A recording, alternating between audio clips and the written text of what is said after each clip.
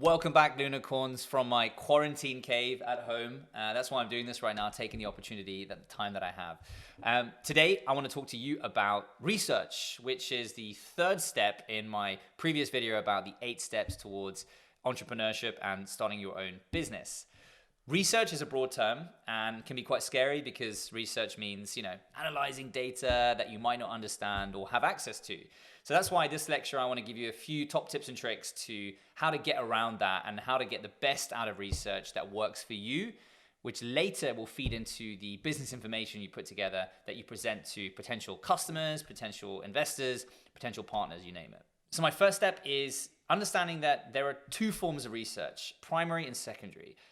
Primary is obviously doing the research yourself, questionnaires, etc., speaking to the customer, and secondary research, which can be reading a report, looking at research that's already done by a professional, an organization, even a university or a student of some kind. The beautiful thing about primary research is it's mostly about understanding your core audience, and that's what this research phase is about.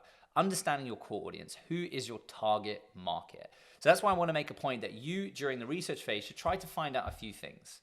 One of them is your TAM, T-A-M, which stands for the Total Addressable Market. You can find out quite easily online by just simply Googling what's the size of your market. Say, for example, you're selling, your market is, I'm trying to pick a market now.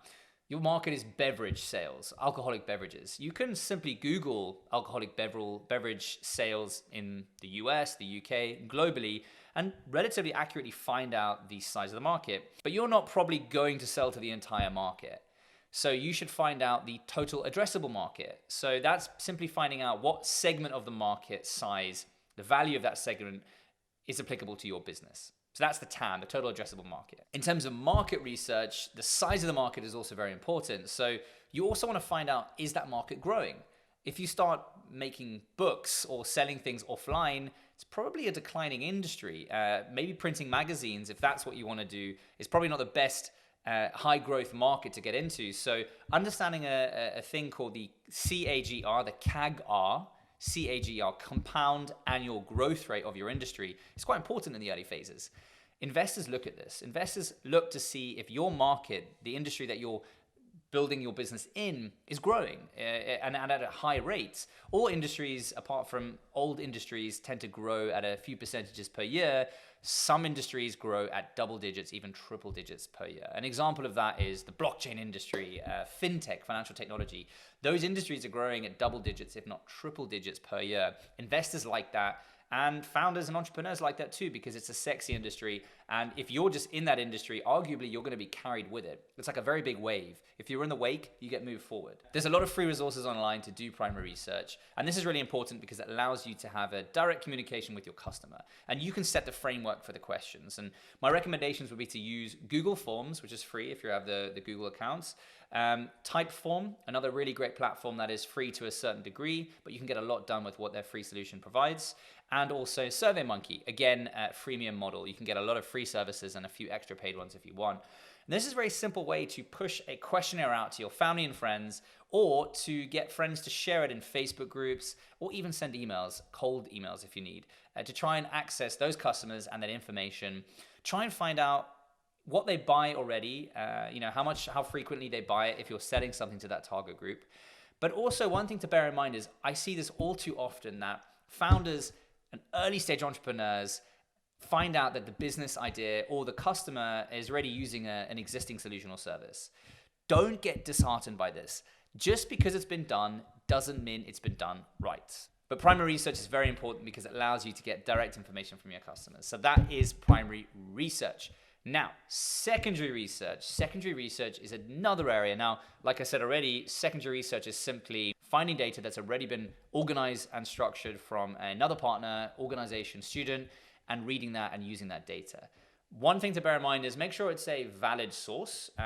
Often data you find around the web can be questionable in terms of the credibility. So try to make it a recognizable brand, whether it's a institution from a university, or it's a big organization like a McKinsey or a PwC or any number of large organization that you know you can trust. They tend to be the ones quoted by a lot of companies as well. Now, secondary research, you can find this data for free, and the majority of it is free. There is some behind a paywall. I'm going to set a link below to some free resources from the US, the UK, and Europe, such as the Office for National Statistics in the UK. The US Census Bureau and Bureau for National Statistics is a great resource for free data and information. And if you really want to go deep diving, there are some resources like App Annie, like app data information. SimilarWeb, where you can find out how much traffic different websites that are similar to what you want to do are getting, where they're ranked in the world. Alexa Rank, which is another ranking website by traffic service. SEMrush as well. Compete.com. And do not forget that one of the major ones, obviously, because you want to do a lot of Googling when you're trying to find out research to see if it exists and see if you can get it for free in the secondary research aspect of things, is Google, of course. You know, they're providing you with the research reports, but they also have all the keyword data. So on Google Trends, Google Analytics, and Google AdWords, you can find out a lot of data about what people search for and where. You can even find out where people in Bolivia are searching for, you know, where they're buying beauty products. You know, you can find that out relatively accurately and even timestamp. So make sure you check out Google Trends and the full Google suite of services, majority of which are delivered for free. I want to give you a few hacks as well, things that I've seen, because a lot of the things I've told you are known, and there are a few tips and tricks I've given, but there's a few experiences that I've had from watching entrepreneurs, founders, friends who are doing the research in the early phases. Bear in mind, you're probably not going to be the first person looking into this area, and there might be some existing companies already in the market which are trying to do a similar thing. Now, hopefully you're going to try and do it better, but look at their websites. I've seen all too often startups and businesses actually putting quotes on, market data quotes on their website, basically trying to justify the industry that they're innovating in. So you can often find great sources of data from people who have already done the work for you. So bear in mind, look on your competitors' websites and try to find out how they justify their market data, how they justify their TAM, total addressable market. A lot of them will even have presentations available to download, market data reports. Some of the large companies will actually have their own research blogs. So look on the blog page, see what data they've pulled. You might actually be able to find a lot of the research filtered already for you by the kind of companies that you're going to compete with. And whilst I think you can get a lot of data for free, and you usually shouldn't pay for research reports and data because you only really want to use 10% of a large research report. I'm not saying don't pay for it, but pay someone to find the data for you. There are platforms such as Upwork. You can get interns and university programs that allow students to do data research for you. Students often have access for free to a lot of services that you as a business or as a private individual have to pay for. So be smart about how you do research. Try to get those who have access to those platforms to do it for you. Pay them to do it if you can. But you can also use platforms like Fiverr, these large freelance platforms that have a lot of people willing to do work for you at reasonable rates. So use them if you can.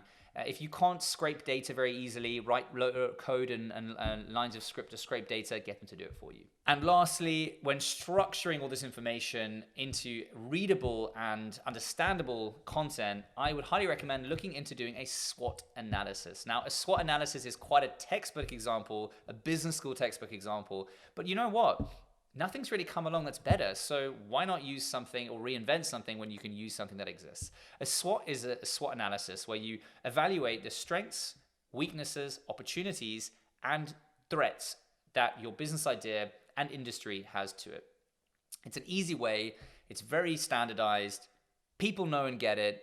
Try and do a SWOT analysis at the end of this, and you'll better understand how big the market is, the threats to it, whether you're the threat to it, and other things like that. If you enjoyed this lecture, make sure to hit the subscribe button below if you want to get weekly business insights from the Lunicorn and myself, Matt Smith. Thank you for watching. I'll see you in the next video.